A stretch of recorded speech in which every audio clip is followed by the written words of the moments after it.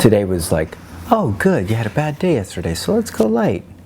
Oh, let's start it off with tamales and cinnamon rolls. That's so how it works. It shouldn't. I didn't even go to the gym. All I did was just chomp down. I took a nap. Did you have the automatic bonbon machine feed you? While I was like napping. intermittently? You just like...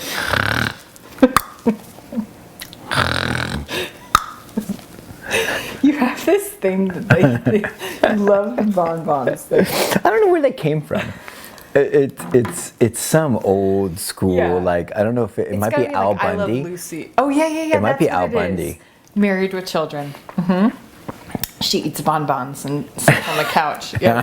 Peggy Bundy. Right? Right? That's like, where it comes from. Peg. He puts his hand in his pants. That was my dad's favorite. Like, that's why I always say, like, your dad and my stepfather, like, would get along like peas and carrots, because Al Bundy literally was his hero. I mean, and I don't mean like he enjoyed him. I mean, like, if he could come back reincarnated, he'd come back as Al. Because Al doesn't care. Al doesn't give up. The man's man, and he's fighting the battle for all the house husbands that are, like, stuck. And he doesn't even try anymore. No, Al is really like an iconic figure. Yeah. I mean, Zilly, excuse me, quiet on the set. Are you filming? Yes. Oh, sorry. You see what we got to deal with? See what we have to handle. Right, amateur. Action.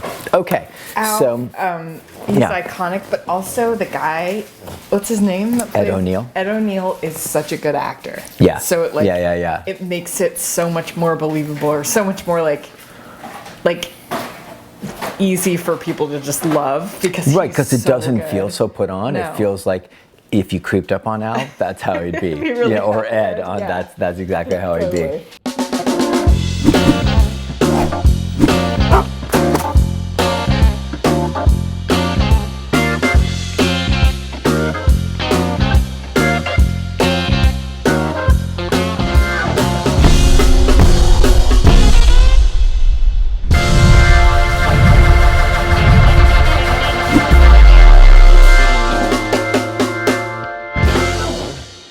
So there's been bets placed. Oh, really? Yeah, there's bets placed. I know you're like, Zilly, watch out. I know you're not like able to peruse all of the social media interactions. I do my best. No. There's no judgment. No judgment. But people are like betting on like how many episodes you'll get through before baby time. So what are most people saying? I can't remember. I'm trying to remember who the person was, but she said, "I bet Laura's going to get through episode 111, and then it'll be baby time." Then done? Yeah. Oh. So that was the bet. I think we're going to hit 112. Yeah. Your doctor thinks so too. Agrees, yeah. Mm-hmm. Yeah. So I actually slipped your doctor some extra dough. And said, like, administer some meds that might, like, we got a book we're trying to get done, and I know this might sound inappropriate, but if you could buy us some time, Doc, we might just be able to get this one all sewed up. I think we might be on track for that. You think so? Yeah. Guys. I went to the doctor and he's like, you can write a book. You'll be okay. So guys, all right, so the baby countdown continues, obviously. Laura was supposed to be, what your official due date was supposed to be. Its official due date is in like 8 days. Okay, and your doc thinks that it's going to be late by a week or something? Or on time or late. On time, oh. Yeah. I might have to call him back again. Sounds like I'm not getting my money's worth out of that deal. Okay, so could be any time from the 8th on, no, or 4th on. I mean, technically, like everyone, I don't need to tell everyone, but it could happen anytime. Well, yeah, 38 to 42 weeks is the normal thing. Mm-hmm. So my due date is 40 weeks. So it could be 2 weeks after that. I love it. Let's go for those 2 weeks. Yeah, you got to bear the burden. You got to bear the burden for the book.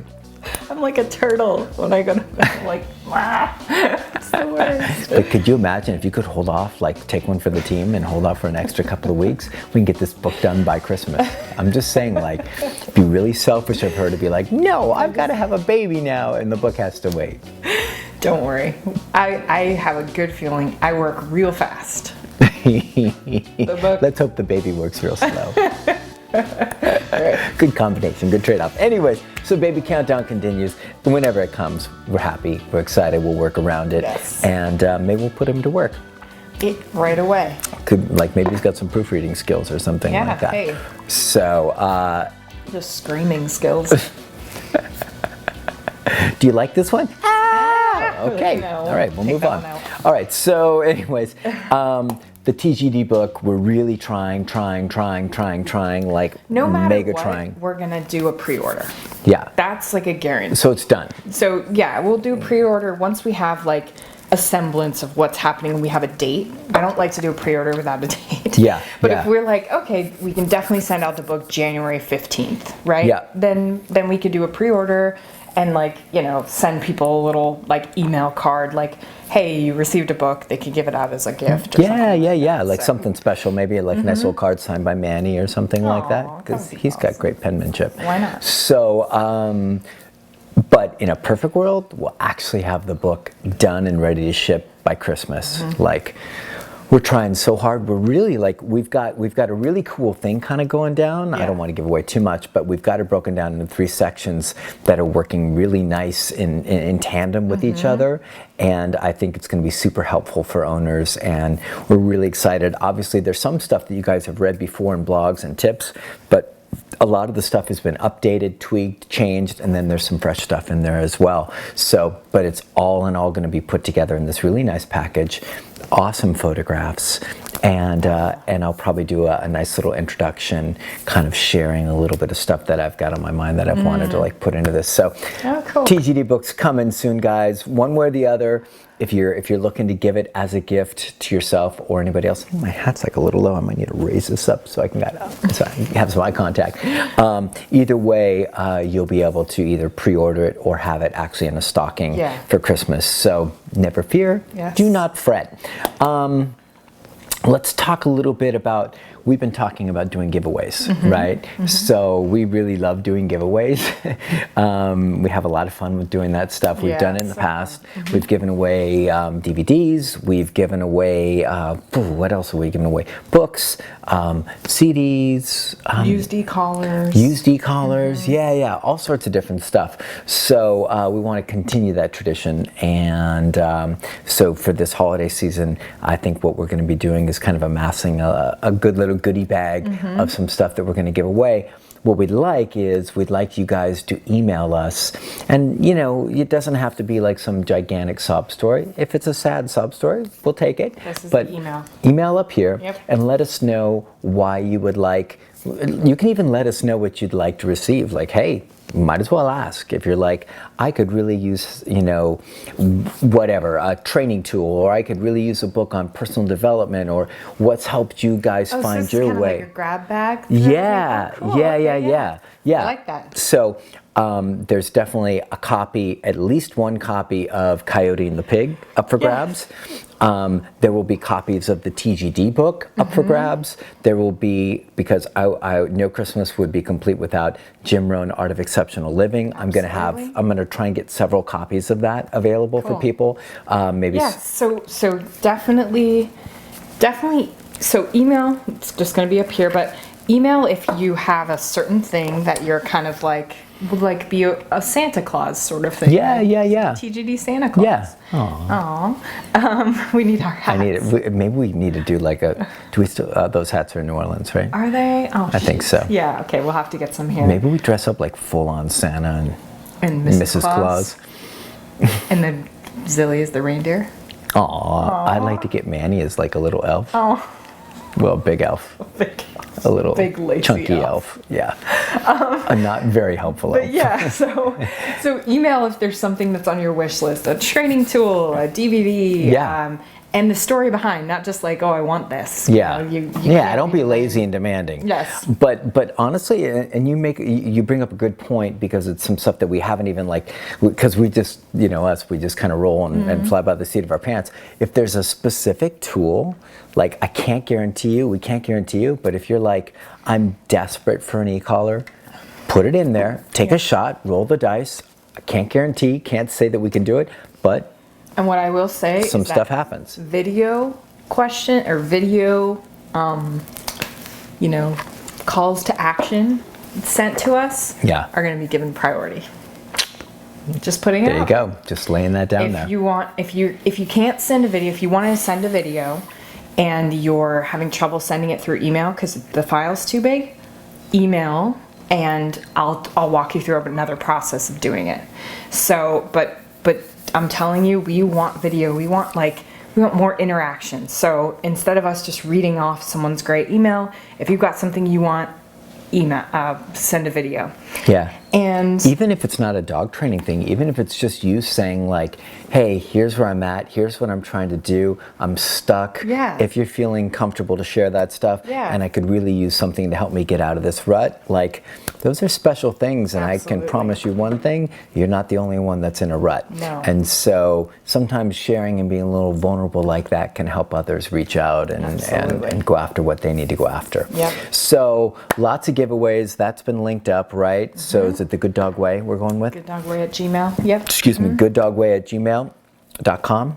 Yes. Right? I'll see it. Yep. Cool. And we'll have some fun with this. Yeah. And all the way up to Christmas, we'll just keep giving stuff away. And if her baby is like really misbehaved, maybe we'll give your child away too. Just in a limited basis. Limited. And just until like the bad behavior is done. So Take care of this for me. right? Right? It's get to take care of Laura's babies like week. You know, you're like, oh my God, I won. Wait. Oh, this newborn. This is terrible. Okay. Anyways, so let's jump into the show because we're once again getting a little long in the tooth, LaDawn. LaDawn. We haven't chatted with you in a while. Hit it. Hey everybody, it's Sean from The Good Dog, and to my left is the very, very, very, very, very Pregnant. lovely. You like how I let you into that one? And pregnant, Laura Morgan, about to burst. That's a terrible phrase. It's horrible. About to deliver beauty into the world. On my left, the lovely Laura Morgan, and all Got this. some new nails. Okay. Got a new kind of neutral shade. It's kind of like a pinkish. It's not purple. nude? It's a nude neutral. It's a nude. They're it's, also it's, a lot it's a nude. shorter. It's a nude leaning. It's Yeah. leaning towards nude. They're shorter for baby time. Oh, why? So I shortened them a lot. fill me in so you don't scratch the baby. Yeah, so you don't want long nails when you're dealing with like a new baby. Gotcha. Yeah. Gotcha. I hadn't So, considered that. Yeah, I had to do the mommy thing. Like the girls that do my nails have been waiting. They're like, once you get close, you're gonna have to cut them shorter. Wow, they're so knowledgeable. Oh yeah, these girls. Oh my gosh, they all have 3 kids or something. They're all Yeah. they're giving me advice that my doctors are giving me. Seriously. Really? Like the Wow. same. Maybe you could avoid the walk doctor a and just lot, go yeah. to the nail place. Yeah, seriously. Do they have a midwife on staff? Probably. No, they're just a bunch of awesome girls. But yeah. They look cool. I like shorter. and they seem more rounded. Yeah, a little more Less. round. A little less. Yeah. Yeah. Got it. Cool. And me, I'm currently rocking these, which you probably can't see. This. Ordered new ones, right? I did. They're here. Can you? Is there anything to point out on that side? Yes, they're there. There's doggy bites. These, one of my favorite pairs of shoes, were chomped severely the other night, and I'm certainly glad that they were my shoes and You were wearing shoes. not my hands or my feet. So I had to order some new ones. So these don't look as good, but now I think they're relegated to dog training work. Yes. I'm like, okay, we And then can. the other ones are going to be your nice shoes. Yeah, they'll be my pimped out Cool, shoes. cool. Anyways, so this and all this stuff that you can't see, you can hear Shelby kind of Shadow wandering through, trying to steal some thunder. Who's talking about a southern casserole. So we're really trying to shake her down. Cornbread casserole. Yeah, but it's Yeah. a southern, Yeah. we had a big debate about southern casseroles, and Britt was like, casseroles aren't really popular here. Yeah. Yeah, and I was like, that's kind of true. Yeah. But in the South, Really popular. yeah, the more cheese, the more Yeah, butter. yeah, She's like, and you can add cream cheese. Yeah, and I yeah. was like, holy mackerel, this sounds terrible. But she was talking about I know I'm getting off, but it's a Cornbread. Cornbread casserole. Yeah. Right? Which I know about for some reason. Well, you were hatched in the South. I know, but I I don't know why I would know about that. I did like a south tour, like a southern tour with my mom, like a road trip. But did your mom spend any time like maybe absorbing some of the Southern culture? When you were there? Yeah, sure. I just don't remember. She might have whipped up a casserole or two. So, anyways, okay, we are definitely way number. off track. So, Q&A episode. Should be easy. Okay. Oh my gosh! Did I do it? After 111 episodes.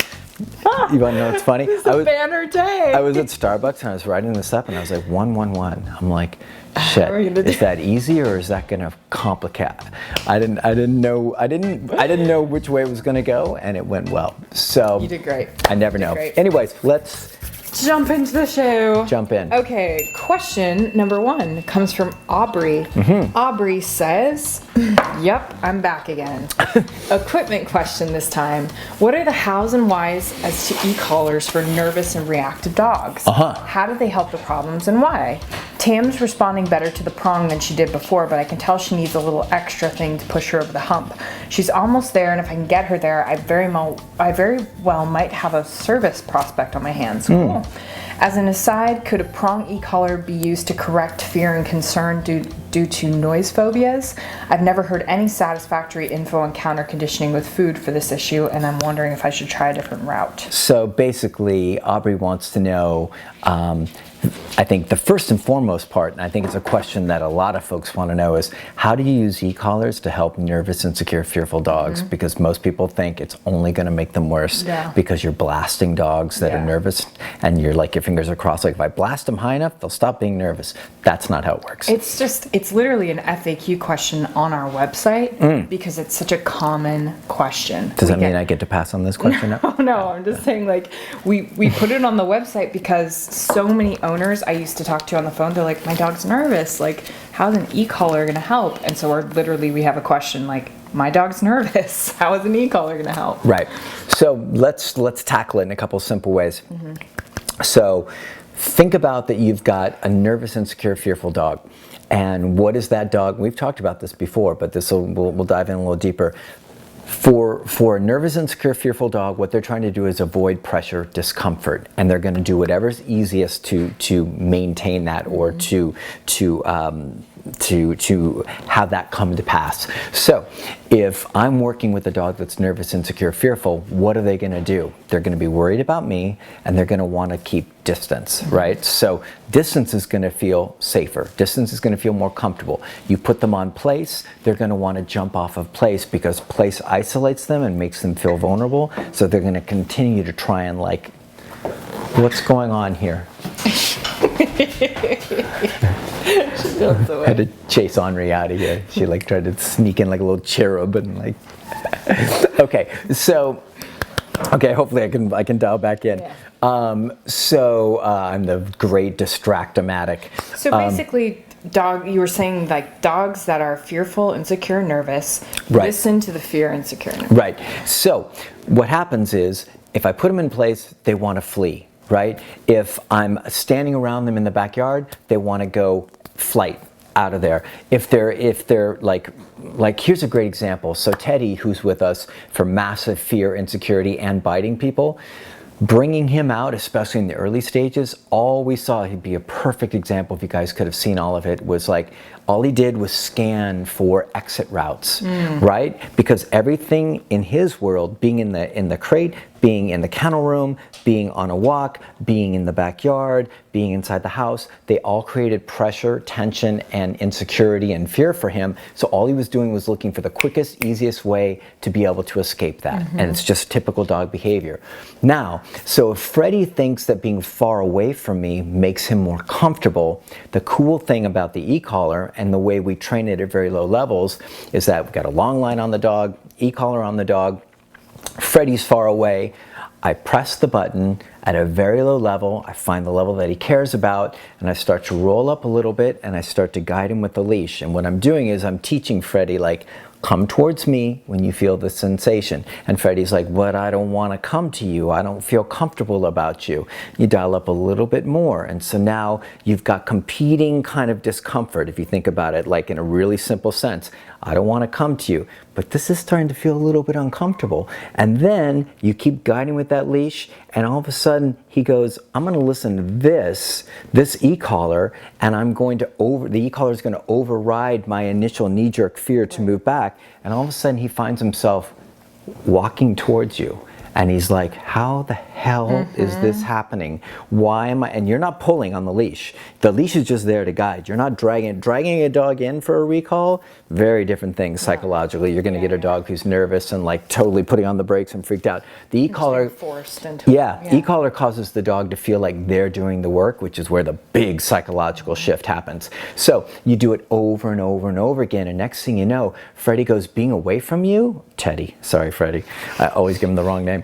So Teddy goes, being away from you sucks, but being right next to you is awesome. Not because I'm like, terrified, but because it's been a very slow process of flipping that, like totally reversing that. Being far away, not so comfortable. And we're talking about degrees. Being close, really comfortable. Wow, and you even get some food and things like that. So what happens is the dog starts to psychologically shift on a comprehensive level about how they perceive fear, insecurity, escaping pressure. And we do the same thing with, like, he wants to bolt into a corner. We recall him out of the corner. He learns that corner doesn't make me feel better. That corner makes me feel worse. Coming out of the corner towards Sean or any of the handlers makes me feel better. So we do that over and over and over again with recall, and it causes like Teddy to like now, like I shot a video today and posted like 30 seconds of us like Goofy. messing around. And he's like recalling to me with no, he's got a long line on, but I'm not holding it. And he's just like, doom, doom, doom, doom. Do you know what would have happened like 2.5, 3 weeks ago? Boom, boom, boom, boom, boom. So the e-collar has taught him, like, come to me, and that's where you're going to get the best stuff. And then the confidence starts to build, and a new habit starts to replace the old. And he's like, I can do this, I can do this, I can do this. Same thing goes, and I want to try and keep this short, but the same thing goes for place command. He's on place. He's like, I just want to get out of here because I'm scared about all this stuff. There's people moving around. You teach him, like, you've got to be on place. You step off of place, right? Once again, it's the comfort discomfort thing, and you're working through that equation. He's like, I want to get off of here because it'll feel more comfortable. You teach them, no, stepping off of there at low levels is going to be uncomfortable. And then he goes, wow, man, I'm going to stay on place, but I want to get out of here. And you pattern over and over again. I knew I was going to time out. It's such an important question. You pattern over and over again, and eventually he resigns himself to hanging in place. Not what all the people out there are like, he's learned helplessness and he's shut down. No, he's making different choices about, like, wow, it's way more comfortable to be on place. And then he gets rewarded, he gets food, he gets all that, he gets interaction, and that helps him actually move to a different space emotionally, psychologically. Next thing you know, he's in place and he's like, I don't even care anymore. Like all that. That's the thing, there's an arc. So at first, dogs can look a little bit like, okay, I'm practicing a ton of impulse control and this is really hard for me. And that panicky that stage, can look a little, especially with dogs that have serious fear stuff, which I don't think Tam does. If Tam does, then Tam's not a service dog candidate at all. But if there's just minor stuff, if we're talking about like serious fear stuff, there's going to be that kind of like, you know, transition period where the dog's kind of like, okay, I really want to flee, but I know I should stay here, but I really want to flee, but I know the rules. They're old habits. They're in competition with each other. But then it starts to smooth out. And that's why we like a board and train. That's why we give the owners tons of homework to do when they get home, because we want to get to that smooth point. Like, you know, as a good example is like that little dog. Tell me. Give me a description. The dog that usually wears bow ties. What are those types? Was it bow ties? Like a Scotty? Yes, like a Scotty. Didn't we have the really nervous, like, 11-year-old Scotty come in? Probably. And he just wanted to flee everywhere. And then we got him over that, where he would just sit in place and be like, vibrate and be like nervous, whatever. By the time now he's just hanging out with his owners, like just hangs out in place, doesn't care, not running away from anyone, not running away from sounds, not running away from this. And just to get to your point, to your question about correcting for sound, again, if Tam is having insecurity stuff about sound and you're having to work through it like, oh, I need a tool for that, it's not a service dog candidate, and it's not to burst your bubble. I just want to make sure you know that when you're service dog, you have to have that stability, that really like the highest level stability. Highest level where like seriously some huge thing could happen. I was at the airport with Cujo and some like the loudest sound, like it scared me half to death. And he was just like that's what you need for like a service dog. I mean, if you're going into hospitals or anything like that, and somebody has a panic or falls out of bed or something. You go into a store and something happens in the store, the service dog should be the most calm thing in there. You know, that's the whole point. Well put. So, and that's not to burst your, maybe Tam's good for this. I just want you to really keep that in mind, that you're not trying to push Tam into something that is not a good fit. Yeah. So if you can correct for like noise stuff if they're getting too intense on it, but if they're like startling and you don't correct for that stuff. Yeah, that's just your dog. Yeah. But if you've got intensity and startling and staring and like barking or growling, then yeah, you can correct for that stuff. Yeah, and anybody who disagrees or doesn't believe or thinks this is BS, just go through the Good Dog Training and Rehabilitation page and watch Teddy from biting the bejesus out of me to working off leash, off muzzle, and recalling and having a good time with me and the other ladies here. And that's where the proof is in the pudding. So remember, guys, we're taking it, we're switching it out, we're making fleeing, flight, listening to your fear uncomfortable. We're making listening to us and hanging and doing your best work really comfortable. And the last thing I want to add, because I know she asked about reactivity on the walks, yes, you can absolutely correct for reactivity, and it's a very simple process of making the choice of reactivity barking. I think she was talking about she's acting about fear and concern due to noise phobia. That's what I just addressed. Nothing about reactivity. No. Okay, I'm confusing questions then. Yeah. Cool. Then that means we're probably done with Aubrey. Done. So yeah, let us know, Aubrey. Let us know how it goes. Yeah, hopefully that makes sense for you and for everybody else, because this question is such a common question. Super common. E-collars, nervous, fearful dogs, people are like, yep. So hopefully that helps. Cool. Thanks. All right. All right. Question number 2 comes from Kelia. Kelia says, I have a question about getting a second puppy. We have a 2-year-old female Rhodesian Ridgeback who we got as a puppy. We crate trained her and set firm boundaries as far as staying off the furniture. She did great with crate training and has turned out to be an incredible dog. Now that she's older, we don't use the crate anymore, and we've gotten more lax about her getting on furniture.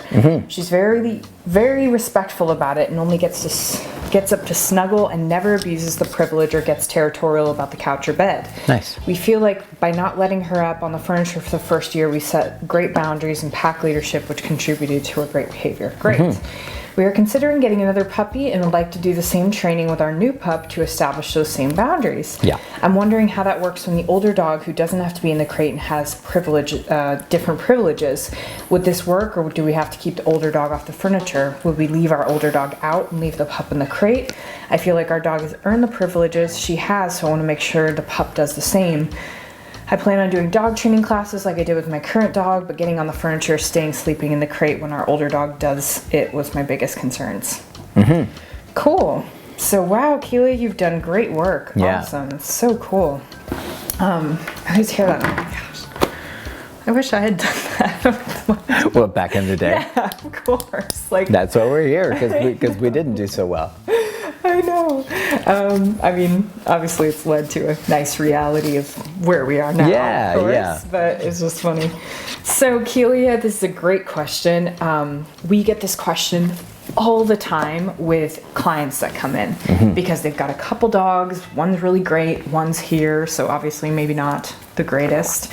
And they have different privileges, and they're concerned like, okay, well, if my dog who's been here for 3 weeks needs to be keep wearing the e-collar and doing structure and all this stuff, is my good dog at home going to undermine that, or is this dog going to get jealous, or there's all sorts of questions like that. So the real quick answer is different dogs can have different privileges, no problem. There's no concern about you know, the puppy's not going to be like, oh, look at that dog, he gets to do that and I don't. And the other dog isn't going to be like, there's not going to be confusion with it. You just have two different dogs. They get two different sets of privileges because that's where they're at. So I would say the only things to watch out for is like when the puppy comes, your Rhodesian is still young. So your Rhodesian could be like, ooh, this is fun. Let me play with this puppy. Yeah. And you're trying to do some structure, you know, keep the puppy off the furniture, keep him in place command or whatever. Careful. Oh. And I thought your mic was So nervous about this microphone. I got it covered, lady. I got it covered, lady. Okay.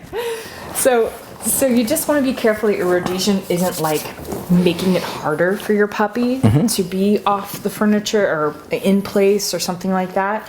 In that case, you may want to be working the puppy without the Rhodesian in the room for a little while. If the Rhodesian if your older dog is distracting and making it really hard. Yeah. Like always training independently when dogs are learning is just without a doubt the best way to go. Absolutely. Yeah. Yeah. So training independently, unless your Rhodesian is like awesome and just like chills on the couch. And like a sphinx. Just like, yeah.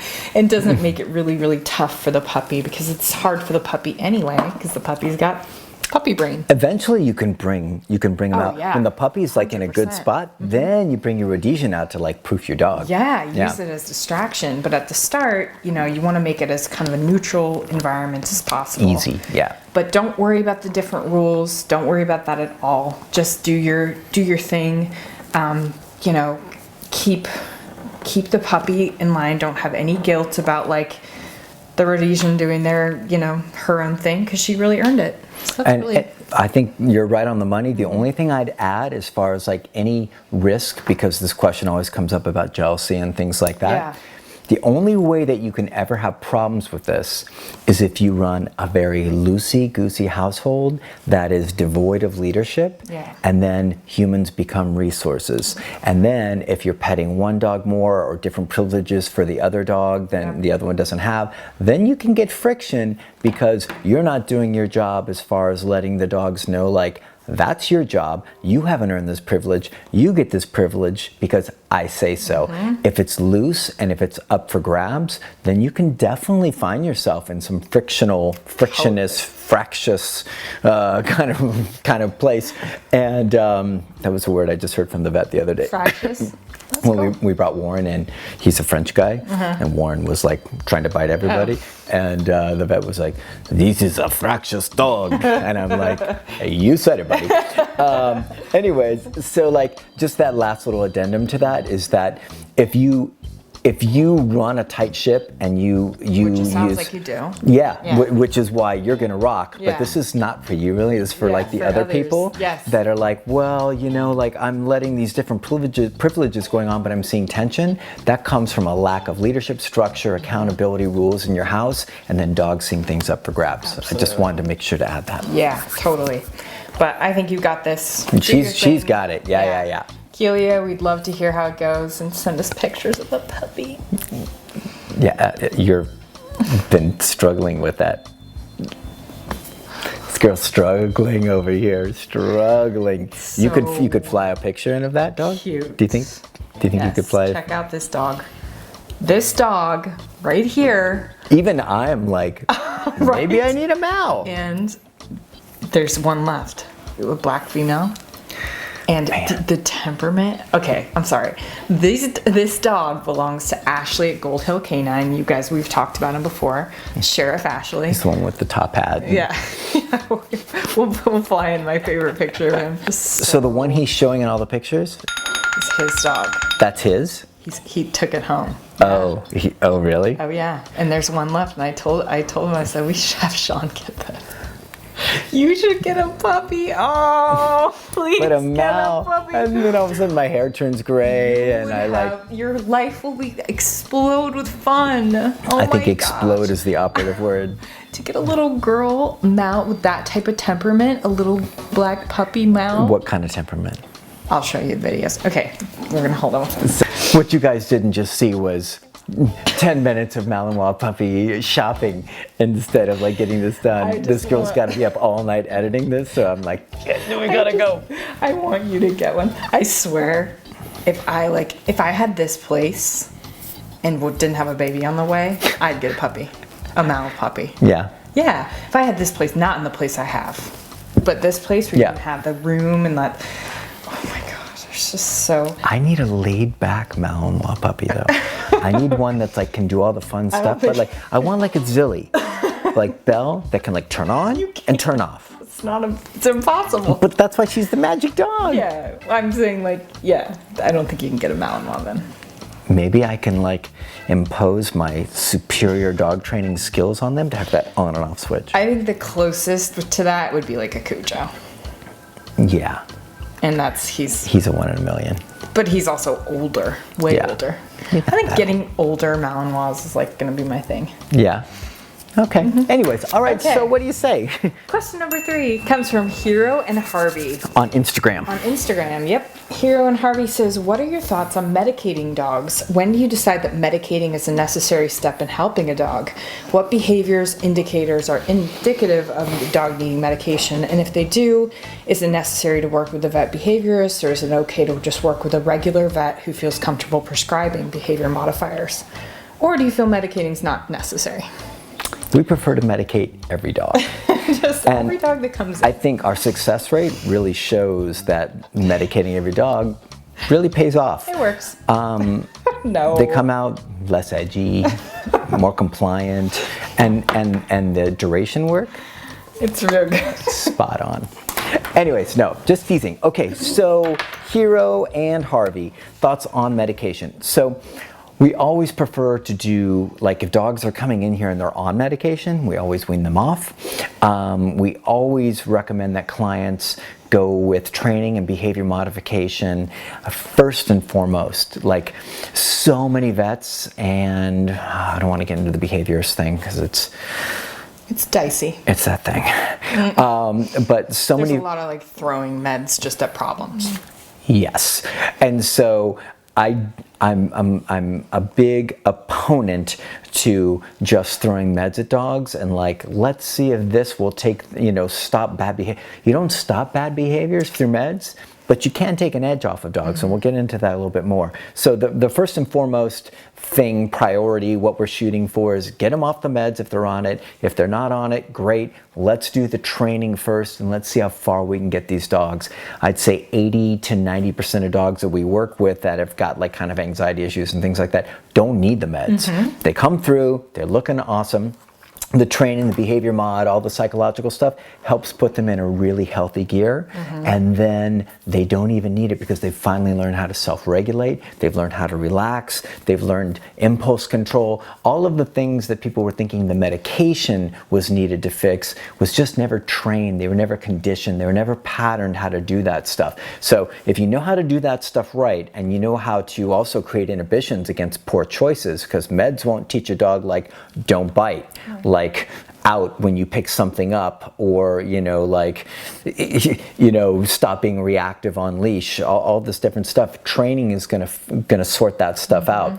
Now that said, if you go to a really reputable trainer who knows his stuff or her stuff and does really great work, and 3 weeks later or 2 weeks later, whatever it is, the dog is knowledgeable, understands the commands, has taken everything on board, but is struggling terribly with anxiety, is got a ton of noise, or has got a ton of noise, has a ton of noise in their heads. You can tell they're uncomfortable in their own skin, right? They're trying to make decisions, but you can tell they're struggling with the decisions. Even with all the training in the world. They're struggling to hold themselves on place. They're nervous, they're worried, they're concerned, or they're just like mega fearful and freaked out. And even with the training, like having combated a lot of that, they're in a much better gear. But like for us, it's like if we can get them here and that's great, but they're still struggling a little bit, a little uncomfortable, and we can get them maybe to hear even through medication, then we're totally down for that. But we're not like pill pushers. We're definitely like, that's our last kind of frontier for this stuff. Yeah. So my opinion, or our opinion on this, is like, let's train the dog first, because you could be shocked at what you can get. So many dogs that have come in on medication for obsessive compulsive stuff, it's or reactivity or separation anxiety. yeah, you'd be blown away by how many dogs, especially in the obsessive stuff, because it seems so medication oriented. Yeah.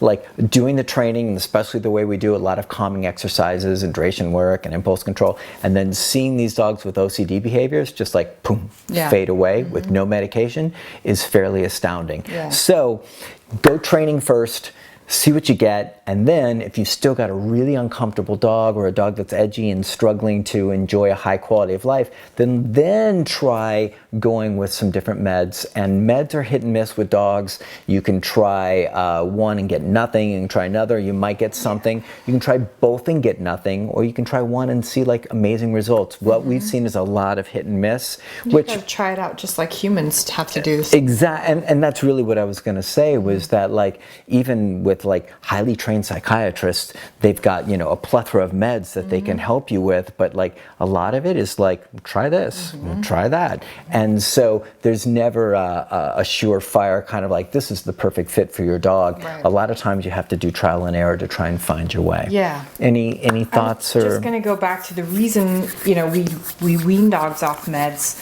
Again, we're not like anti-meds at all, but it's just good because we don't get, with dogs on meds, whether they should be on them or not, we're not getting normal responses. accurate reads? Yeah, accurate reads of behavior, of state of mind, of where the dog's at. What we've seen when we haven't had them, the reason why we changed that years ago, the reason, you know, to change it to have them wean off before they come in, even if we're going to tell the owner that they probably should be back on, we want to see kind of clean slate, and that's the reason why we what do the it. real dog is. Yeah, we're not just like, oh, they're just like, you know, get the dog off meds because it's not working. We're just like, okay, we want to see like what the dog is fundamentally.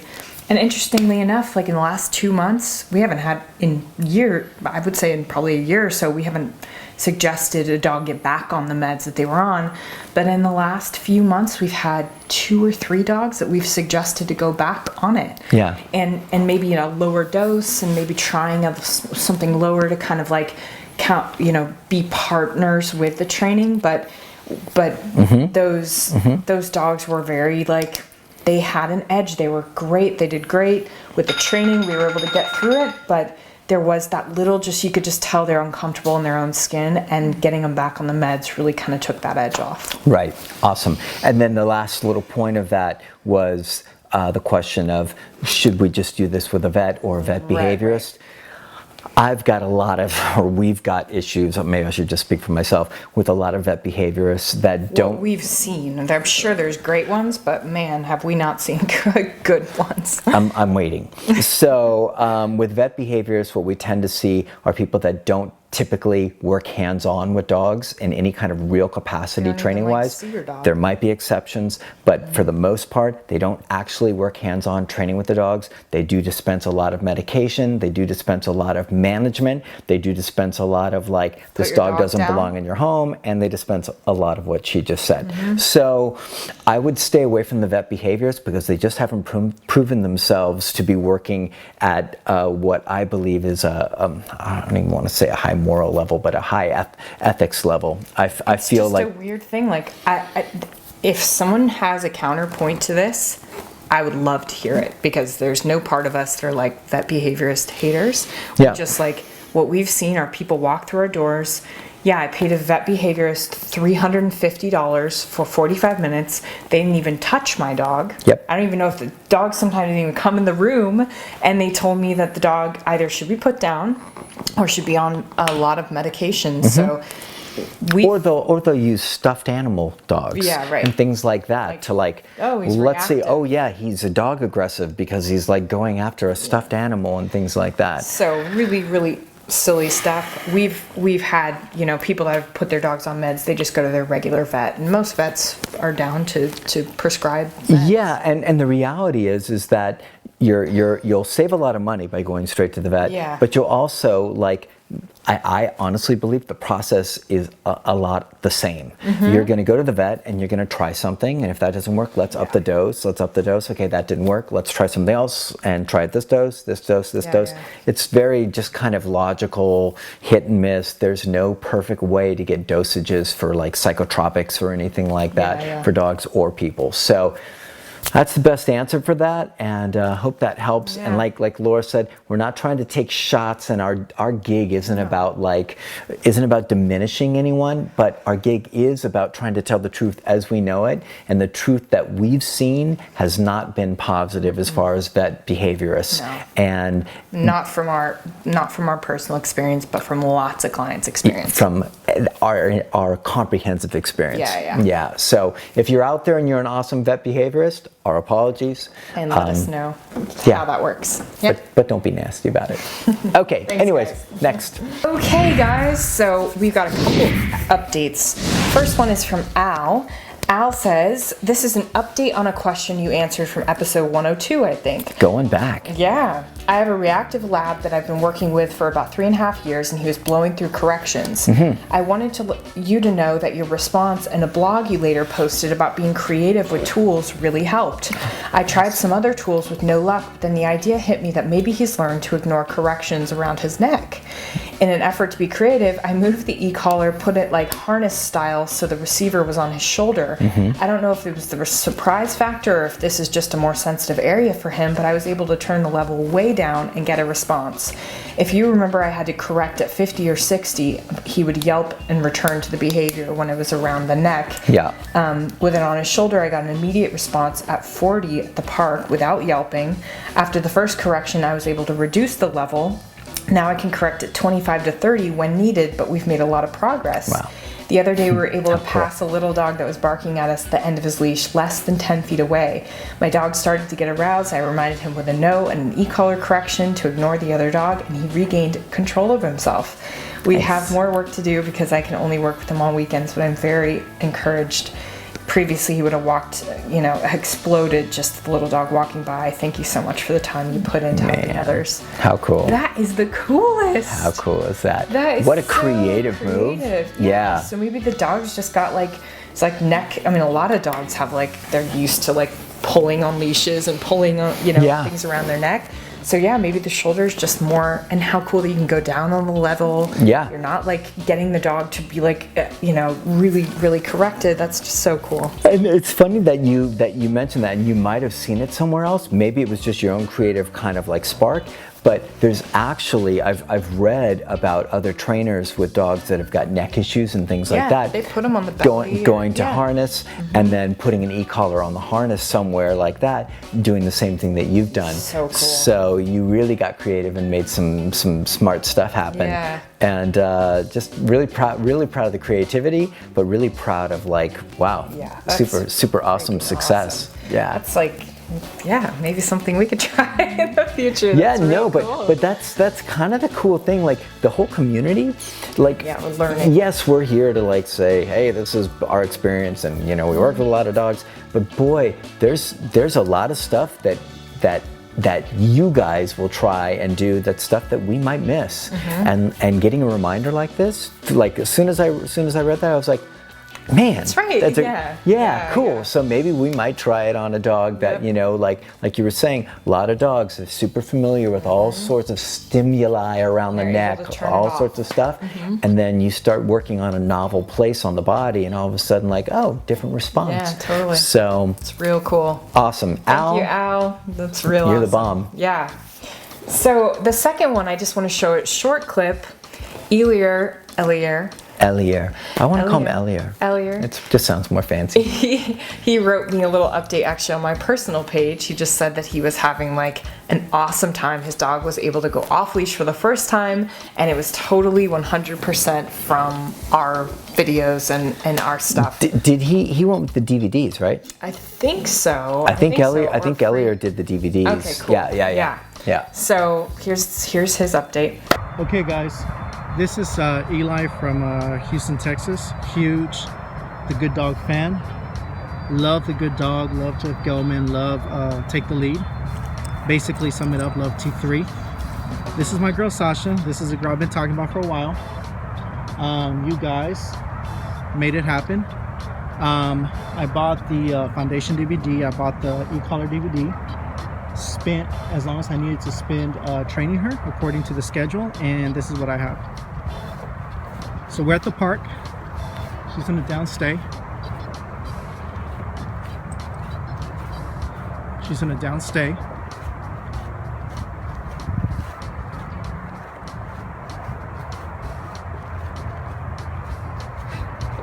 So this is only week 1 of off leash.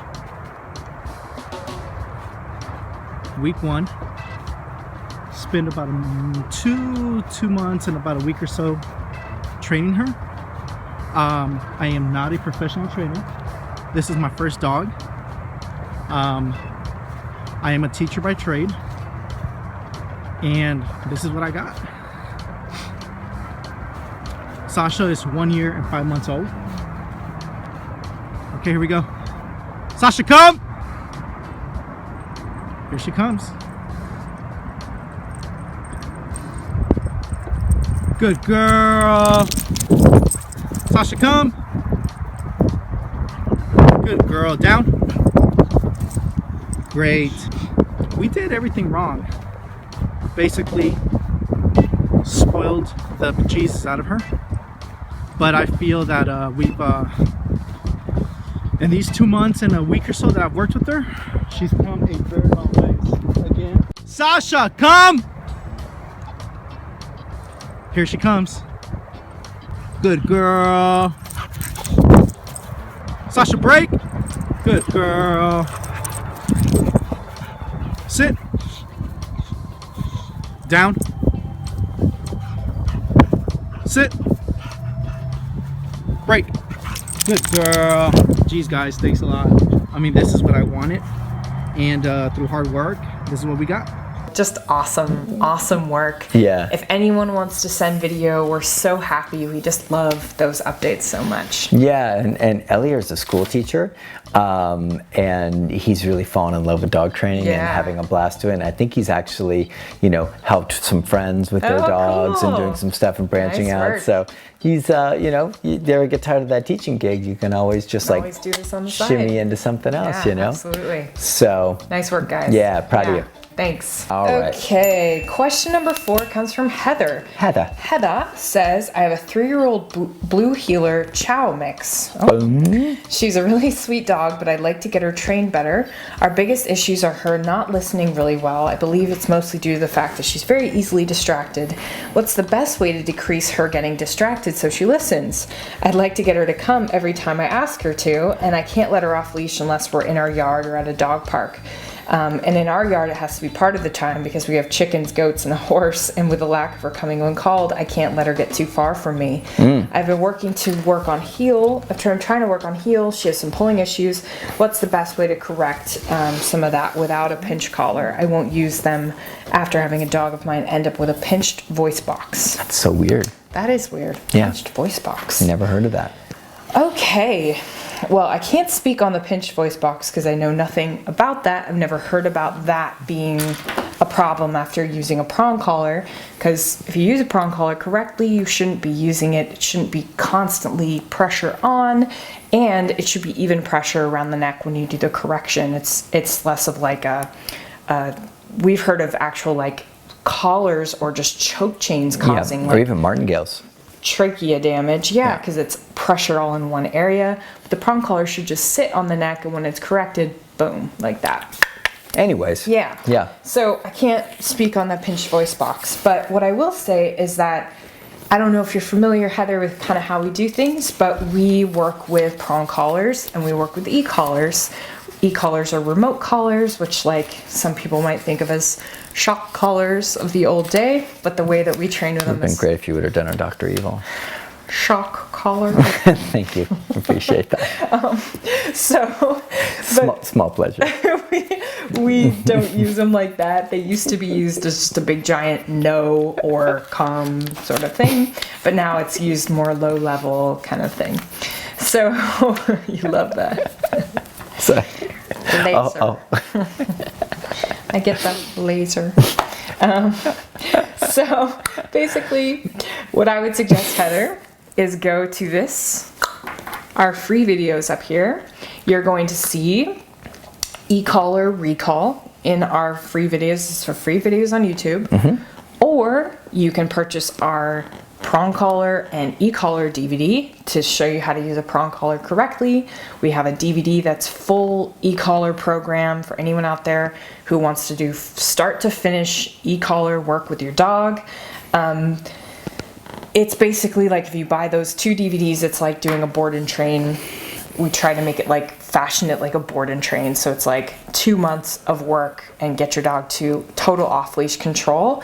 So in our opinion, using a remote collar and e-collar is really the only way to have 100%, or can't be 100%. Let's say 99%. Boy, is it close. It's close on recall for your dogs. So you could have your dog, if you pattern him correctly with the e-collar, you have him out in the yard, he gets close to the horse, you recall him back. If he doesn't recall back, you give a little tap on the e-collar, he comes a running. Same thing at like a park or something else where you have, you know, you just move slow is all we ask. If there's any sort of danger, horses or deers or cars or anything, work on a long line. We have you work slow through the program, you know, with either the free videos or the DVD, but e-collar really is the way to go. And if you don't want to be using a pinch collar, you know, like I said, I've never heard of that happening with the pinch collar, but if you don't want to be using that, you can be using e-collar on the walk. And that's that same link that I just put up, which is the e-collar heel. And you could get that off the DVD. Yeah, and if you're really opposed to the prong, like you could absolutely train all of this stuff without the prong. The prong just makes it easier to give the dog direction about what you want them to do with the e-collar pressure. But you could definitely do it without it. It might just take a little bit higher levels to give a little more information and a little bit more like pulling on like a martingale or something like that. But you can absolutely do it. And you can eventually walk your dog with just like I walk my dog just on flat buckles and an e-collar. But I use the e-collar like it's like a prong collar. There's no like missteps, you know? Yeah. And the cool thing about the e-collar is it's not going to create any constricting stuff. Yeah. So if that's a big issue for you, then you basically have probably the best tool to create zero pressure here. Now that doesn't mean that the e-collar still has to go around the neck and it still has to be snug, but your dog shouldn't, like the e-collar does not go right here, just so you know. E-collar goes here or here as far as the receiver. Be on the videos. Make sure you do those videos. So if you've got any trachea issues or voice box collapse or pinched, whatever larynx or something, then the receiver goes around here, so it doesn't touch around here, but you do have to have the strap snug. But that doesn't mean it's going to damage your dog or anything. We've had plenty of dogs with issues come in, and we've always found a way, and they've always been just fine. If you're opposed, I'm just going to jump in real quick, because if you're opposed to e-collar, if you want to find like a way, you're like, I'm opposed to prong and I'm opposed to e-collar, not saying you are, but if you are opposed to e-collar, this stuff that you want to get, you're most likely going to not only struggle, but your dog's life will be much smaller. Much more limited. That's the really fun part. You're basically, with an e-collar, we use it for rehab and we use it for dogs, getting them in a better space. But what I use it for mainly is fun with my dogs, off-leash fun. It's like having an invisible leash. Could you go to the park with your guys like that and take them every day and like let them have the kind of freedom that they have? No. Without an e-collar. But they're highly trained dogs. But they're dogs. They run after squirrels. They like to run. They like to go see other dogs. So I could be at the park, and I literally go there every day for like combined probably an hour a day with my dogs, and they run around like maniacs. And then if another dog is running in the immediate vicinity and they look at the other dog and they want to run towards him, they'll be running towards him, and all I say is, come here, and they just turn tail. I don't even have to correct at this point usually, because they're just like patterned. It's been years. But anyway. Can I just say the one thing that I think that you said that was the most important? Yes. It's time to get up. Okay. They're dogs. right? They're freaking dogs. Yeah. I love that you said that, because it's like we get into this space of like they should be able to do this, this, and this, and like if we do the training right, and if we reinforce with enough positive this or that, that will override.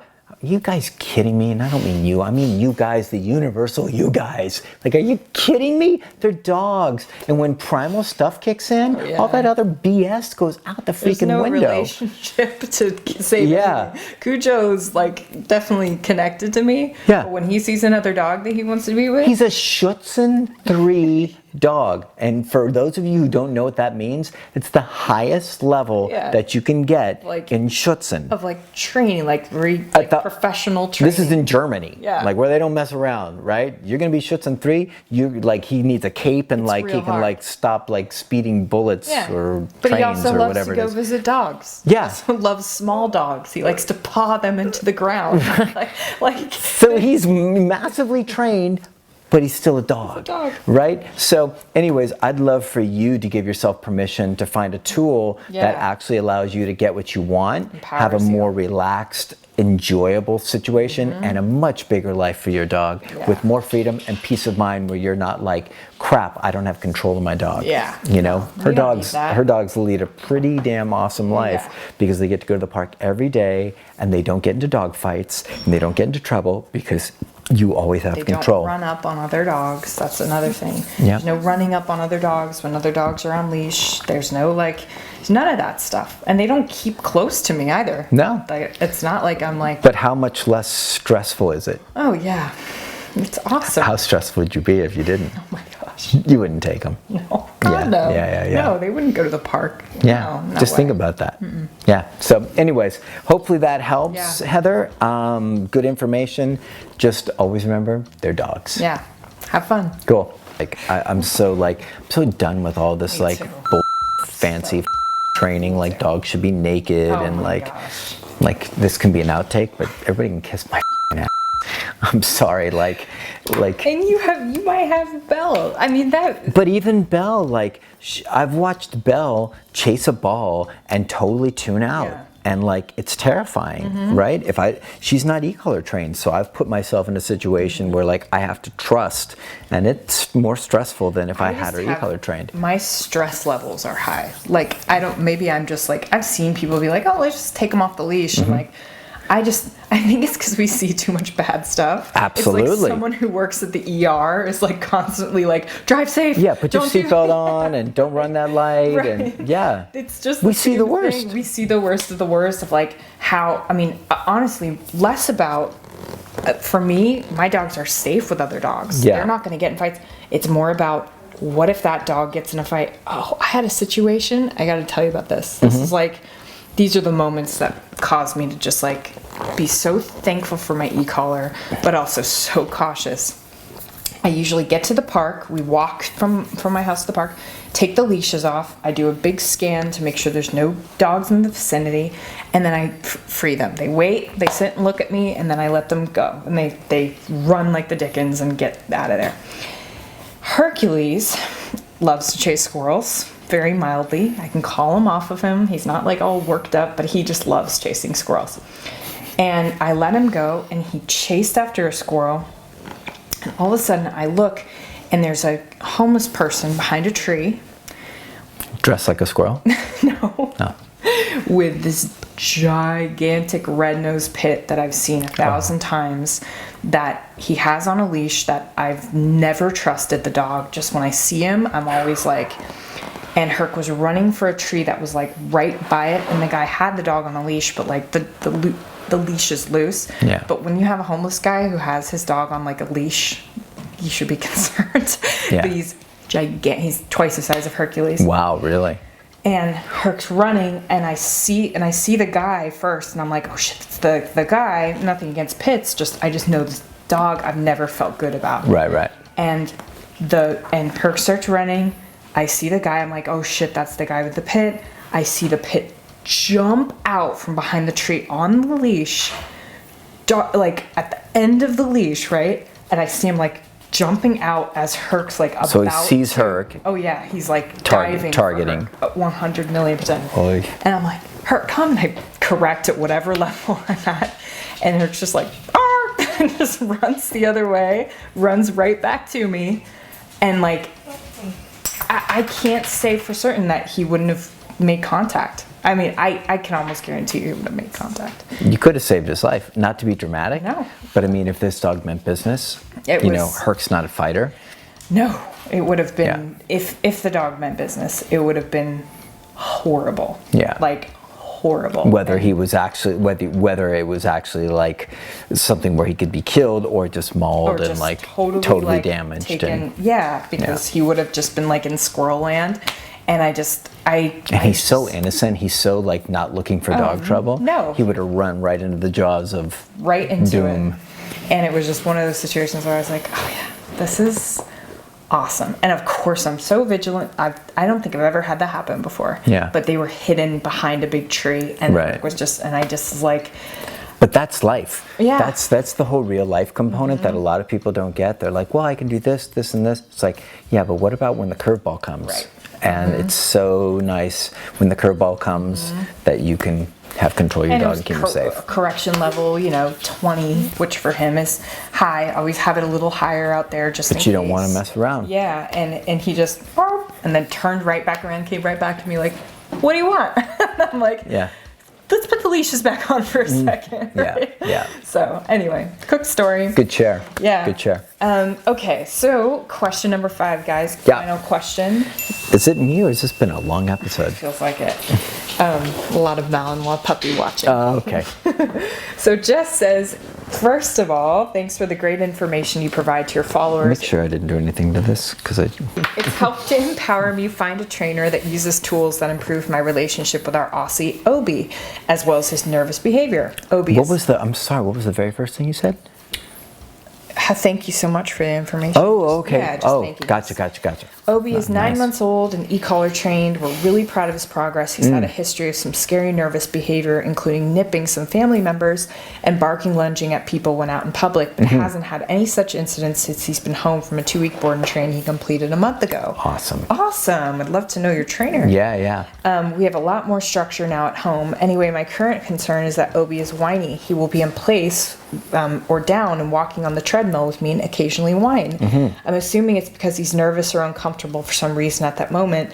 When or how is it most appropriate to correct the whining? He whines most when he sees another dog on a walk and is not allowed to approach them. We don't let him. I usually tap and say no. Yep. Fortunately, the whining doesn't seem to be getting worse, but it's not really improving. Thoughts or tips? Again, thanks for all you do. Love the videos, posts, and blogs. Our walk is a work in progress. It's a lot better than it was before he was e-collar trained, though there's room for improvement, but the recent video with Henri and the e-collar 180 was super helpful. Awesome. That's great, Jess. Okay, cool. Thanks, Henri. Oh, she's not out there. Okay, we scared her away earlier. Okay. All right, Jess. So, good question about the whining stuff, especially with like the dog Warren we were working with today that like is a whining machine. Oh, yeah. We were periscoping and someone's like, do you correct the whining? We're like, we're trying. So, anyways, so we always correct whining, right? So whining is a negative state. Whining is like a precursor. Whining is a dog who's not comfortable. Yeah. Whining is a dog who's like either desirous of something, wanting something, uncomfortable with something, needing to do something.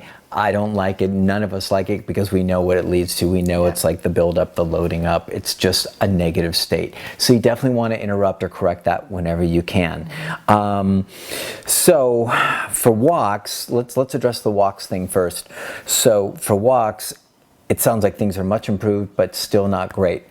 Typically, our mantra with walk stuff is too low, too slow, and that like typically across the board is what the main issue that owners struggle with are using levels that are too low and then using those levels or the corrections too late in the sequence of your dog seeing the other dog getting worked up, getting escalated, something like that. So for you, if your dog's whining another dog's, like the whining, you should go after the split second that it happens, right? And if you can get it a split second earlier before the whining even happens, then you're even further ahead of the game. So you're walking your dog, you should be pretty savvy about cues or triggers, like if you hear a dog off in the distance, a dog chained, dog behind a fence, or a dog walking towards you, whatever it might be, and you see that coming towards you, or that stuff is going down, then I want you to glance down at your dog and I want you to check in and see what's cooking even before the whining happens. Now, your dog may be one that like the whining is instantaneous and comes out like first and foremost.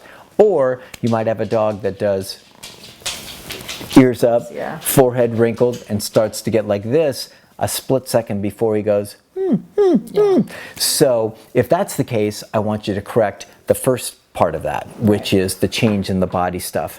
Now, if your dog doesn't offer that first, or if you miss it, and your dog goes into the whining, you got to correct that, and I want you to correct that firmly.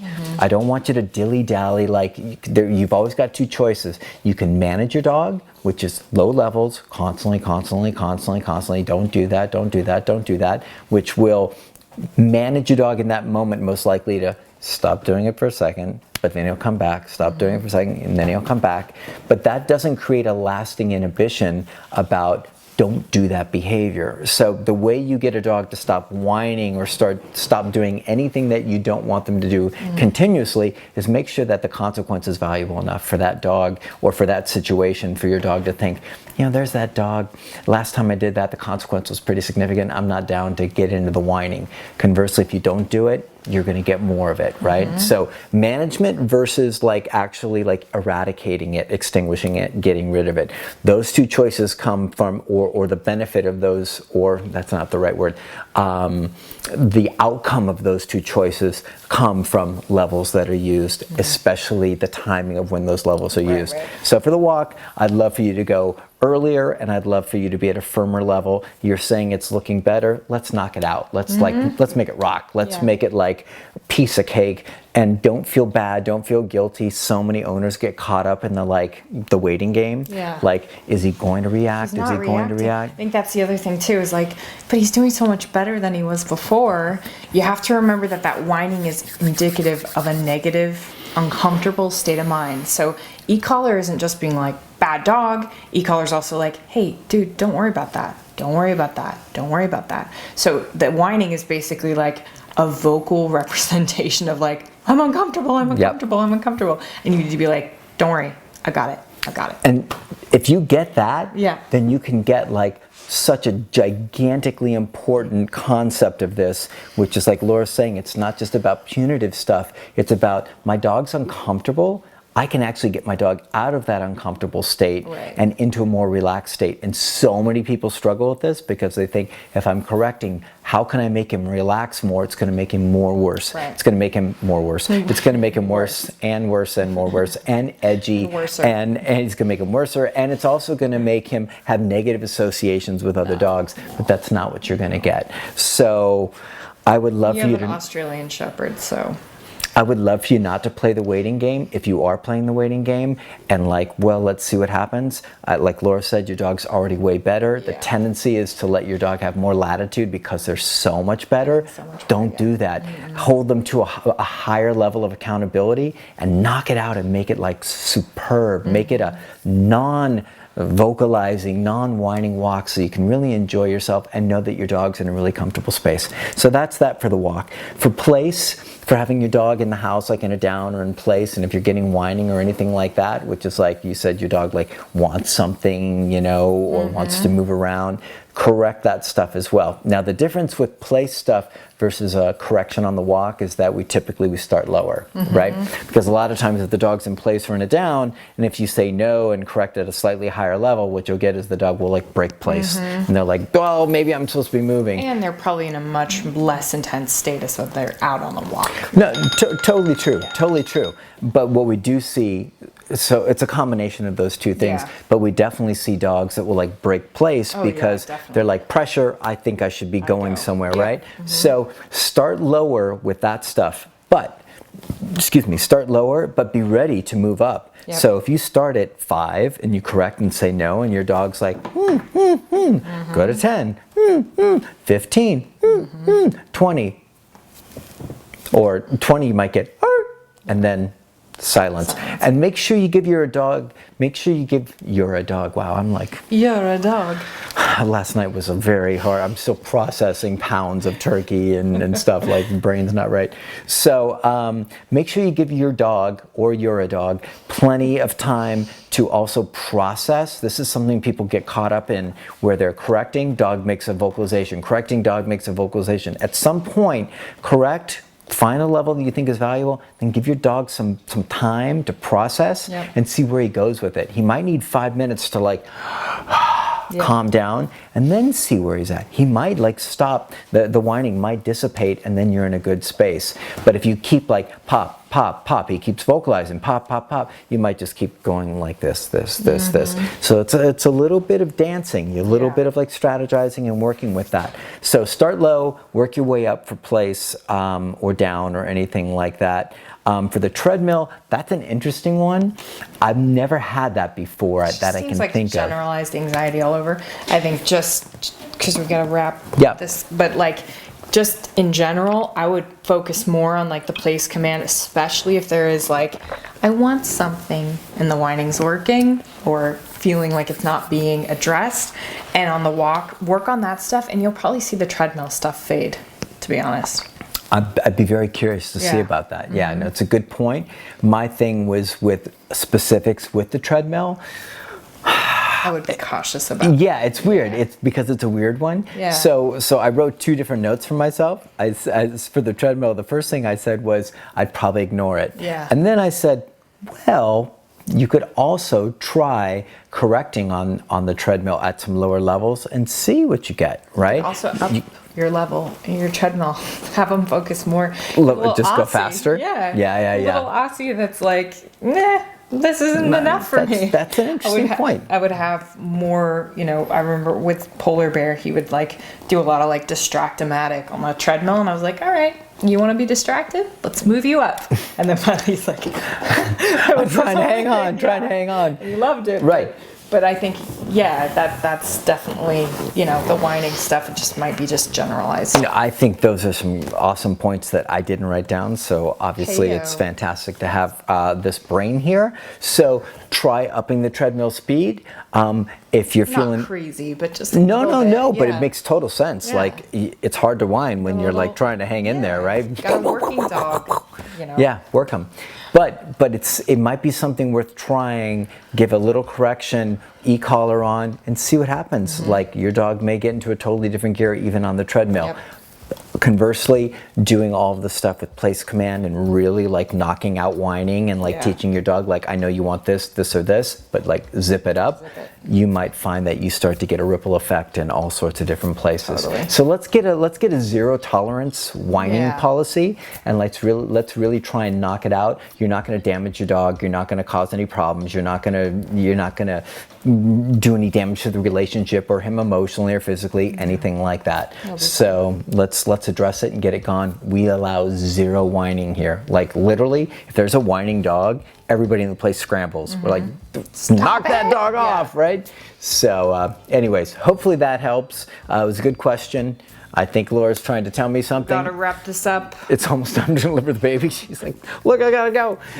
She's gotta edit tonight. Yeah, we so, skipped yesterday because it was Thanksgiving. Yeah. So anyways, guys, thanks so much. Great questions. Yeah. Don't forget to email us at gooddogway.com, right?